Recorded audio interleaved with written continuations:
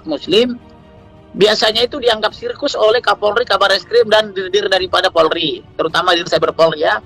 Artinya kalau dari kalangan umat Islam yang menista Kristen dan Katolik, itu dianggap suatu kewajaran atau dianggap sebagai dakwah, kan begitu, dakwah ya. Tapi kalau umat Kristen atau Katolik misalnya menjawab, itu penistaan. Nah ini kan bertentangan dengan prinsip-prinsip hukum. Salah satu prinsip yang dilanggar di sini adalah equality before the law, ajas persamaan di hadapan hukum. Padahal konstitusi kita sudah mengatur bahwa setiap warga negara bersamaan hak dan kedudukan di muka hukum dan pemerintahan. Kemudian juga melanggar Undang-Undang HAM, sementara kita sudah meratifikasi Konvensi Internasional tentang HAM, yaitu lahirnya Undang-Undang nomor 39 tahun 99, kan begitu ya. Jadi bahwa apabila umat Kristen digebukin, ditutup gerejanya, sudah 1000 lebih ditutup di zaman Jokowi, itu selalu dianggap biasa-biasa saja, itu sebagai tontonan yang menarik. Malah yang lebih menarik lagi adalah ketika gereja HKBP Philadelphia ditutup paksa, kemudian gereja GKP Yasmin ditutup paksa, mereka beribadah 8 tahun di halaman istana Jokowi. Jokowi tidak melihat itu 8 tahun beribadah di halaman istana itu sebagai pelanggaran HAM.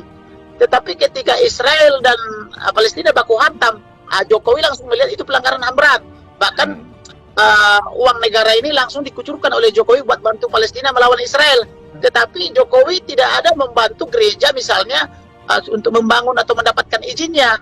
Kemudian umat Islam itu bebas beribadah di mana-mana, apakah itu di masjid, apakah itu di musola, bahkan di jalanan, kan begitu, bebas mereka, dan itu tidak perlu izin. Tetapi umat Kristen dan Katolik saya perhatikan harus mendapatkan izin sesuai pasal 14 SKB 23 Menteri nomor 9 dan nomor 8 tahun 2006. Nah ini yang tidak adil. Kemudian dalam mendapatkan izin ini, pertama harus ada pengguna 90 orang sesuai pasal 14. Yang kedua, harus ada izin daripada 60 orang atau masyarakat sekitar, katakanlah dari umat Muslim ya, harus ada persetujuan 60 orang di atas meterai 6.000 atau 10.000 sekarang ini. Kemudian harus ada rekomendasi dari FKUB. Kemudian barulah bisa dimohonkan kepada Pemda, itu pun belum tentu diberikan. Dan terkadang sudah dapat itu semua, sudah dapat 90, dapat 60, dapat rekomendasi FKUB, sudah dapat IMB, itu bisa dicabut lagi IMB-nya karena ada yang menolak. Misalnya contoh satu kasus di Tangerang Selatan saya temukan ya, karena saya sering membela gereja dan pendeta, itu sudah keluar IMB dengan cara sudah ada 90 orang pengguna, sudah ada 60 orang menentang semeterai, tetapi karena pasca keluar IMB mohon dua restu segera dibangun gereja di Tangerang Selatan itu, karena ada yang mengancam siapa yang telah memberikan izin atau yang 60 orang di atas meterai itu, kalau dia mati tidak dimandikan, tidak disolatkan, tidak ditahlilkan, maka mereka juga pada akhirnya mencabut kembali persetujuan di atas meterai itu. Akhirnya IMB yang sudah dikeluarkan wali kota Tangerang Selatan bisa dicabut kembali gitu loh. Jadi bagaimana berbangsa dan bernegara seperti ini? Hak asasi manusia kita didasarkan pada tanda tangan orang di atas meterai. Sedangkan kita ini bukan anak tiri daripada republik ini. Seperti saya lah misalnya. Negara Indonesia ini berdiri karena peran opung saya. Itu selalu saya katakan kepada putra-putri Soekarno karena saya pengacara mereka. Negara Indonesia ini berdiri karena opung saya juga. Kalau ditangkap Belanda waktu itu pejuang, bahkan 2 diantaranya dibunuh. Jadi kami bukan anak tiri ya, tapi anak kandung juga, kan begitu.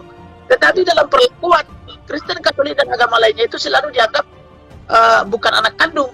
Yang dianggap anak kandung hanya saudara-saudara kita dari umat Muslim. Ini yang tidak adil. Nah ini yang kita perjuangkan. Nah, ini kan pelanggaran HAM ini. Dan pemerintah selalu pura-pura nutup mata kalau terjadi pengerusakan gereja, seperti katakanlah misalnya kemarin waktu Natalan di Lampung ditutup, kemudian sebelumnya di Damasraya Padang sana, kemudian tahun ini juga Januari di Pulau Batam, udah bahkan minggu lalu di Ranca Ekek Bandung kan gitu, gereja KBP ditutup lagi. Dan pemerintah biasanya pura-pura nggak tahu, jadi artinya punya mata tak melihat, punya telinga tak mendengar, kan begitu.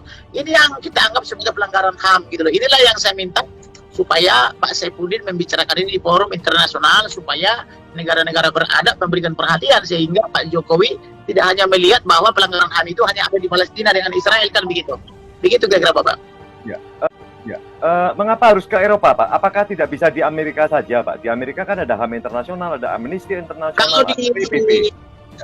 Pemahaman kita kan begini, negara-negara beradab itu kan selain Amerika kan Eropa, Kanada, kan begitu. Jadi supaya lebih kuat, misalnya kalau Eropa bersatu dengan Amerika, memperhatikan kepentingan kita di sini, akan lebih bagus lagi kan begitu. Jadi selain mereka saya minta supaya berbicara di Kongres Amerika dengan cara mencarikan pengacara dan senator di sana, senator yang berpengaruh misalnya dari Demokrat maupun dari Republik, supaya mereka bisa memberikan atensi kepada Bapak Jokowi supaya Pak Jokowi tidak hanya sibuk membangun infrastruktur misalnya ya, tetapi juga memperhatikan sumber daya manusia sehingga tidak ada lagi penutupan paksa terhadap gereja-gereja dan kemudian juga tidak mempersulit perizinan beribadah, karena negara kita kan sesungguhnya kan berdasarkan Pancasila, di mana sila pertama kan ketuhanan yang Maha Esa. Masa kita mau menyembah Tuhan kita pun begitu sulitnya sih, harus mendapat persetujuan dari 60 orang, harus ada 90. Jadi kalau tidak ada 90 nggak boleh memuji Tuhan kan begitu ya. Kemudian kalau nggak diizinkan oleh 60 orang kita nggak boleh memuji Tuhan. Lalu di mana makna Pancasila?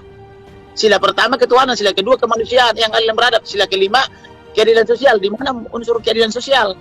Kalau kita umat Kristen, Katolik, Hindu, Buddha dilarang beribadah kan begitu.